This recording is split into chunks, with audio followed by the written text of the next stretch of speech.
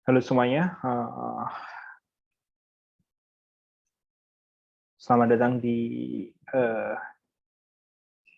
sebuah presentasi saya dengan tajuk "Waktunya Bicara", di mana eh, tajuk ini adalah bagaimana saya akan belajar untuk eh, mempresentasikan dan berbicara berbicara tentang suatu topik yang membahas tentang desain dan turunannya, dan bisa juga membahas tentang keilmuan-keilmuan yang lain yang masih berkaitan dengan bidang desain itu sendiri. Di sini saya Bagus Insan Rohman.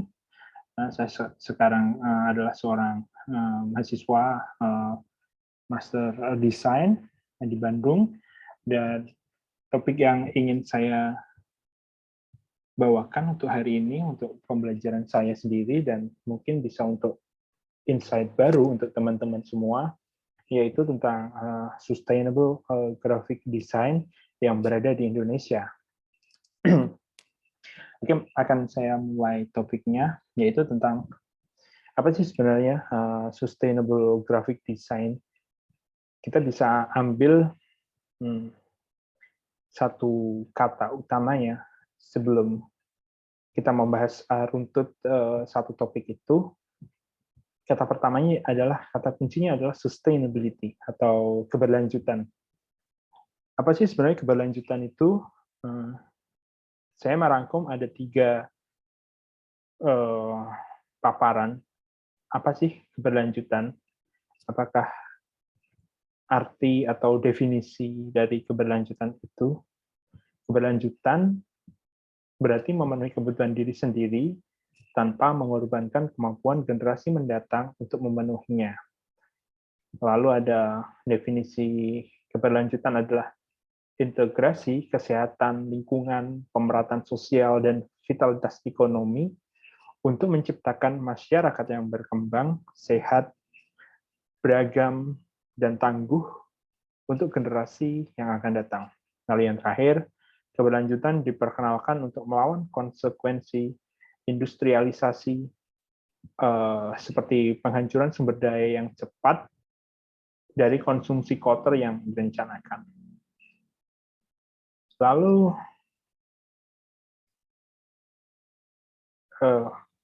dari semua paparan atau definisi tersebut, semuanya secara garis besar adalah berbicara tentang ekologi, tentang lingkungan, bagaimana seseorang atau kelompok orang membicarakan bagaimana lingkungan yang ada saat ini dibawa ke lingkungan di masa depan. Bagaimana lingkungan yang ada saat ini harus benar-benar bersih, benar-benar jangan sampai rusak sehingga impact-nya tidak diterima oleh anak cucu kita. Nah, dari sini ada juga istilah sustainable design. Bagaimana desain yang berkelanjutan. Saya akan menjelaskan sedikit tentang apa itu desain yang berkelanjutan. Belum spesifik ke sustainable graphic design. Desain sering dikaitkan dengan membuat produk yang fungsional dan bernilai. Desainer sangat berkontribusi pada kualitas hidup, kualitas lingkungan yang baik. Desainer juga harusnya atau sebaiknya mampu meminimalkan dampak dan risiko kerusakan lingkungan dengan memanfaatkan ataupun meningkatkan efisiensi dan memodernisasi penggunaan bahan, energi, dan ruang pengembangan yang ada di masyarakat. Desain berkelanjutan sendiri merupakan sebuah filosofi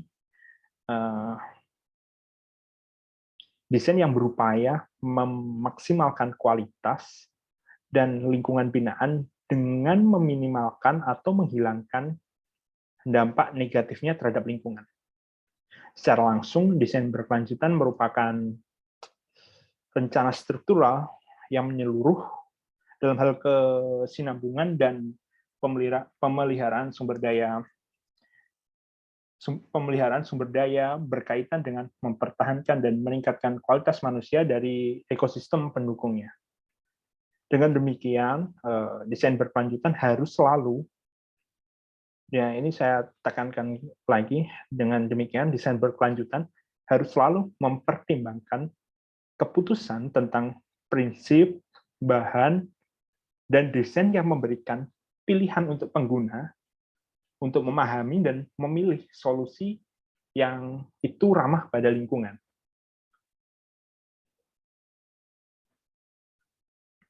Nah, di sini saya akan memberikan, jadi sebenarnya teorinya udah banyak. Saya ambil model of Carter and Rogers 2008 bahwa ini loh ada 3 pilar dari sustainability atau 3 pilar keberlanjutan itu apa? Pertama, ekonomi tentu saja, bagaimana ekonomi itu harus sirkular, harus terus terhubung, melingkar, tidak ada celah untuk circle itu terhenti ataupun hilang, harus tetap terus berputar. Kalau ada society yang berhubungannya dengan masyarakat, bahwasannya desain itu lebih memasyarakat, lebih paham apa yang dibutuhkan oleh masyarakat, desain yang ramah terhadap lingkungan, yang masuk ke environmental, desain yang tidak memberikan impact terhadap lingkungan, dan ketiganya harus selalu terhubung agar keberlanjutan itu akan terus ada. Lalu model ini juga dapat diubah, mengutip penelitian tambahan untuk bisa juga dimasukkan tambahannya manajemen risiko, ataupun transparansi, strategi, dan budaya. Lalu next, nah ini ada satu memes. Jadi meme-nya itu adalah hanya manusia di dunia yang memotong pohon dan membuatnya menjadi kertas dan menulis save the trees, selamatkan pohon dari pohon itu sendiri. Nah, kita masuk ke sustainable graphic design. Secara gampang, secara definisi sebenarnya, desain grafis berkelanjutan adalah penerapan prinsip-prinsip keberlanjutan untuk praktik desain grafis. Sesimpel itu sebenarnya dari segi definisi. Lalu kita lanjutkan yang mempertimbangkan siklus hidup penuh produk dan layanan dan komitmen terhadap strategi, proses, dan bahan yang menghargai lingkungan, budaya, sosial, dan ekonomi. Dari sini desainer idealnya adalah mereka yang ada di hulu dan hilir.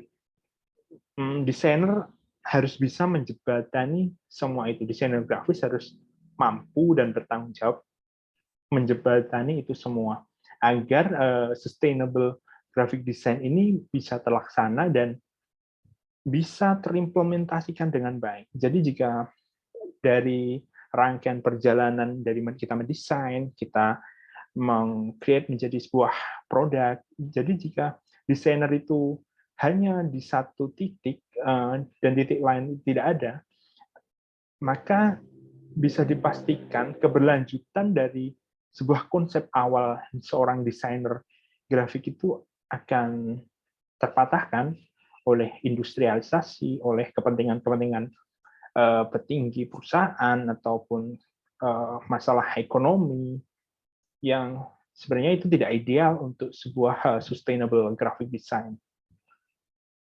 Lalu dari sini kita lihat desainer merancang itu melalui berbagai tahapan.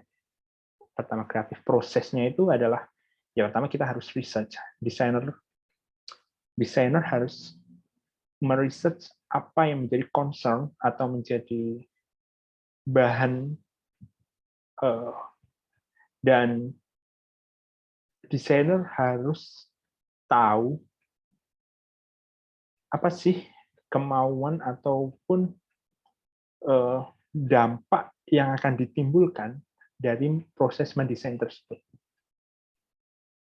Desain harus berpikir lebih jauh lagi agar tidak ada kesalahan ataupun tidak ada hal yang idealnya tidak perlu dilakukan ataupun sia-sia dan tidak sesuai dengan sasarannya. Setelah kita meresearch, kita dapatkan ide, visi ke depan apa tentang membuat sebuah produk ataupun sebuah iklan, membuat sebuah campaign. Kita dapat visi, kita dapat inspirasi, lalu kita pikirkan dengan design thinking, lalu kita brainstorm, lalu yang terakhir adalah produk itu sendiri, produk desain itu sendiri, artefaknya itu apa, tergantung. Desain grafis bekerja di banyak hal. Kita bisa mulai di konsep sampai dengan proses produk itu sendiri.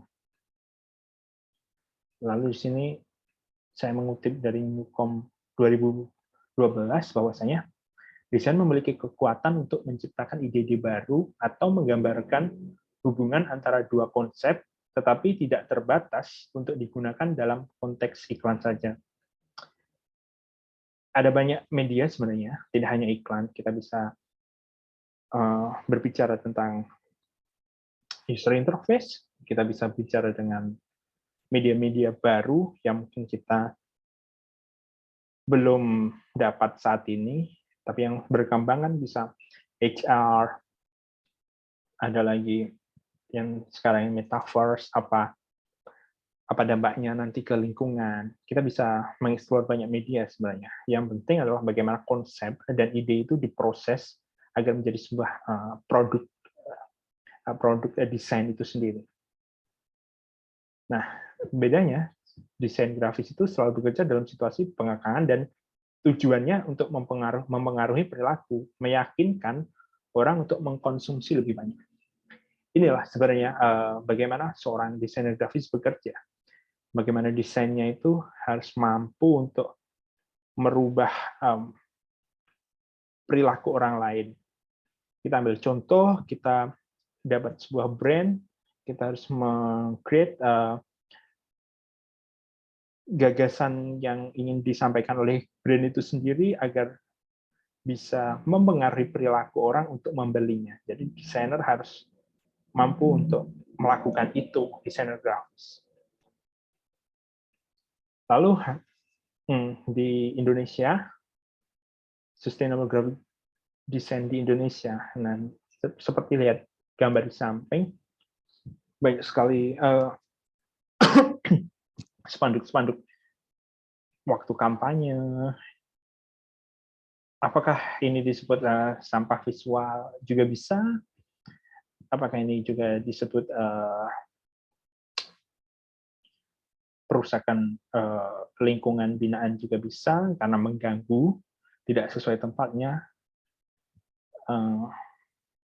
Dan pemasangannya pun juga sudah banyak yang melanggar. Jadi Indonesia masih harus banyak belajar dari banyak tempat, banyak pemikiran-pemikiran baru tentang masalah-masalah ini. Lalu ada sebuah fenomena kalau di Indonesia, seseorang atau personal yang mampu mengoperasikan software grafis sudah dianggap sebagai seorang desainer grafis. Nah, permasalahan itu akan muncul ketika banyaknya visual yang diproduksi oleh personal ini tanpa mempertimbangkan aspek lingkungan, baik secara materi maupun estetika, dan ini yang harusnya sebagai concern banyak orang. Itu kurangnya rasa tanggung jawab setelah desain tersebut dilepaskan ke ruang publik. Desainer sangat sangat dan harus bertanggung jawab dengan apa yang mereka create, yang mereka ciptakan.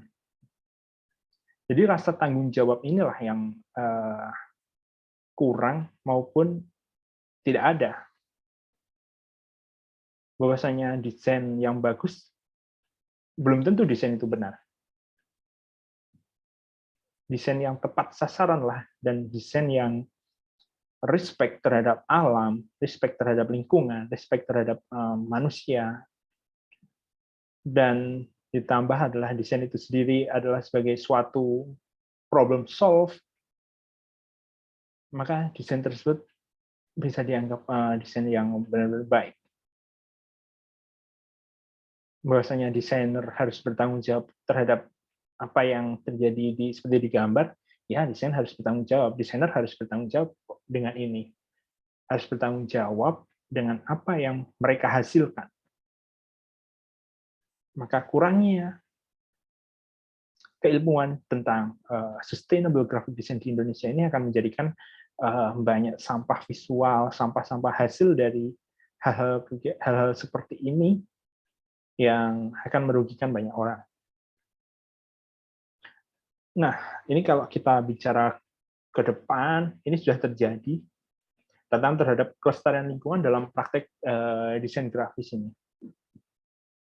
Studi ini mengungkapkan bahwa sebagian besar tantangan dengan lingkungan keberlanjutan dikaitkan dengan proses produksi setelah desainnya dibuat, telah dibuat.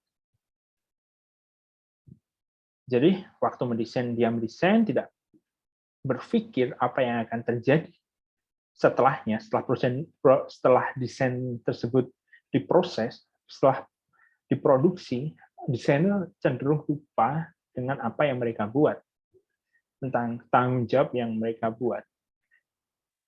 Ini ada suatu gambar di samping. Ini adalah sebuah siklus tentang bagaimana plastik dihasilkan dari sampah, dari kita menggunakan sesuatu, dari produksi pabrik. Jika kita melihat gambar sebelumnya, bahwasanya banner-banner tersebut adalah terbuat dari plastik. Kita tahu plastik memiliki plus minus yang ada di dalamnya. Kalau kita lihat dari bagian di samping, plastik-plastik tersebut bisa saja, sangat bisa dan mungkin, dan sekarang sudah terjadi. Plastik tersebut bisa terurai dan menjadi mikroplastik.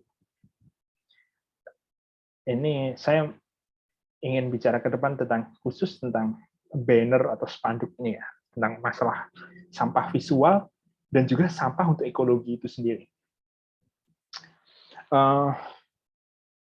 Polusi plastik ini meluas, mempengaruhi laut, air tawar, dan ekosistem global. Penggunaan plastik sendiri secara luas dimulai tahun 1950-an. Nah, dan dari situ muncullah sebuah mikroplastik.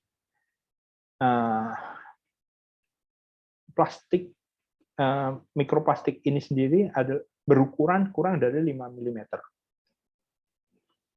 Mikroplastik terbagi menjadi dua jenis. Yang pertama adalah terbagi dua jenis, yaitu primer dan sekunder. Lalu sumber mikroplastik primer ini sengaja diproduksi untuk penggunaan langsung sebagai kosmetik. Jadi kalau Anda pakai face wash, biasanya ada bulir-bulir, itu biasanya plastik. Itu sengaja dibuat untuk itu.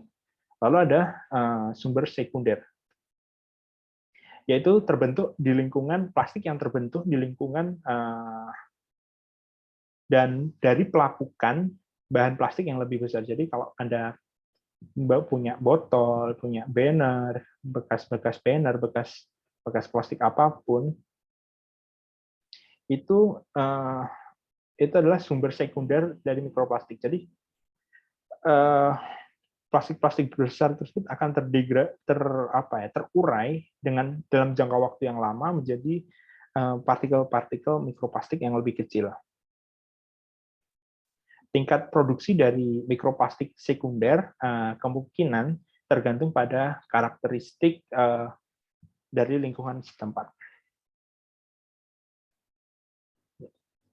Terus ini partikel plastik juga mencemari seluruh ekosistem dan seluruh rantai makanan. Beberapa mikroplastik juga terdapat pada tanaman yang terakumulasi mikroplastik dari tanah yang tercemar. Jadi mikroplastik itu selain dari laut, ada di dalam tanah, dan ada juga keberadaan mikroplastik juga terdapat di udara, yaitu berupa gas yang dihasilkan dari kendaraan bermotor, dari pabrik, yang dapat terhirup oleh manusia dan menempel di bahan makanan kita, air kita. Lalu partikel yang hinggap dan menempel pada mikroplastik itu sendiri ikut masuk ke dalam tubuh dan tertinggal, sehingga memunculkan dampak negatif bagi kesehatan. Dampaknya mungkin akan terlihat dengan jangka waktu yang lebih lama ke sumber makanan yang terkontaminasi. Jadi partikel mikroplastik itu masuk ke dalam tubuh, dia itu sudah membawa partikel lain yang partikelnya masuk ke dalam tubuh, mikroplastiknya keluar melalui feses kita, tapi partikel yang menempel masih hinggap di tubuh kita. Jadi dalam jangka waktu lama bisa juga itu berakibat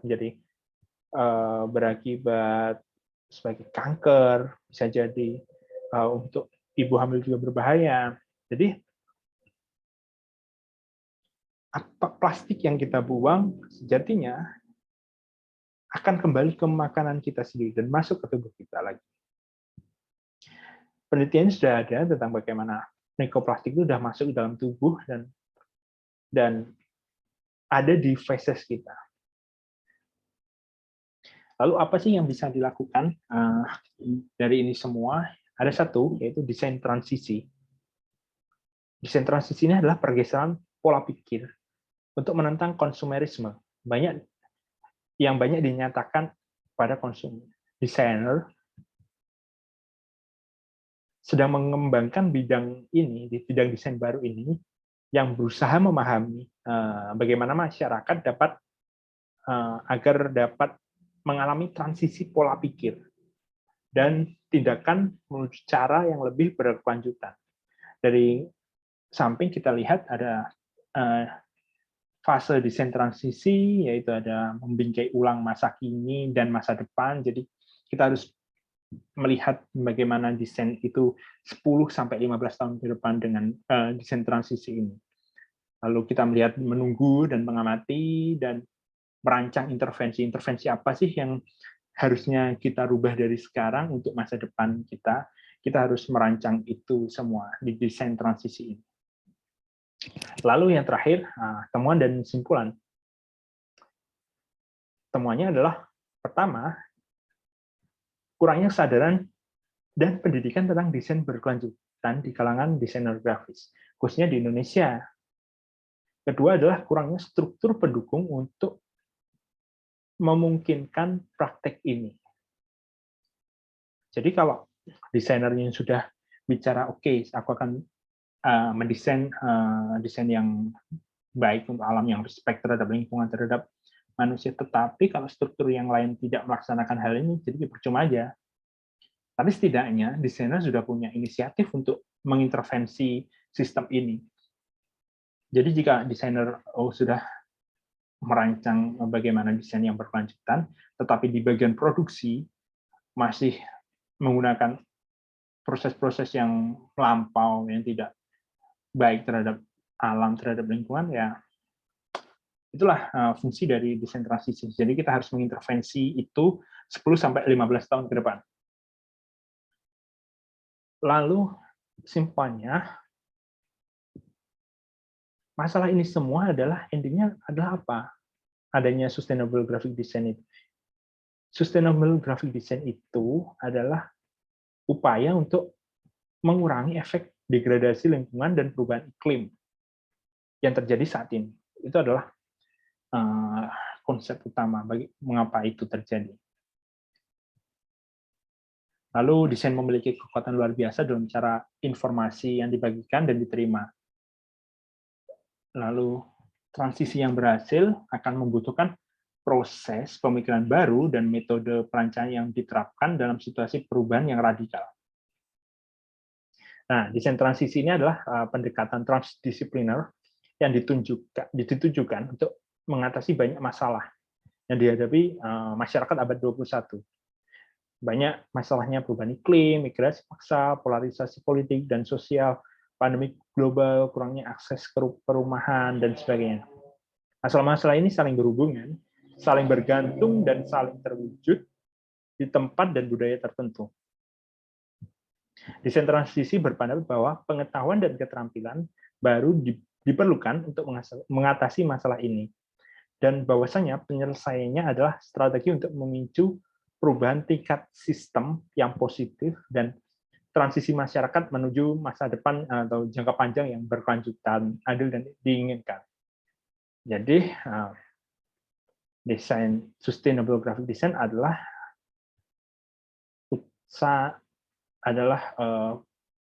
salah satu upaya untuk mengurangi efek-efek tersebut. Dan desain transisi adalah salah satu proses ataupun progres yang bisa diimplementasikan saat ini untuk masa depan yang lebih baik. Oke, itu saja yang bisa saya sampaikan pada presentasi hari ini, ataupun presentasi pada sesi ini.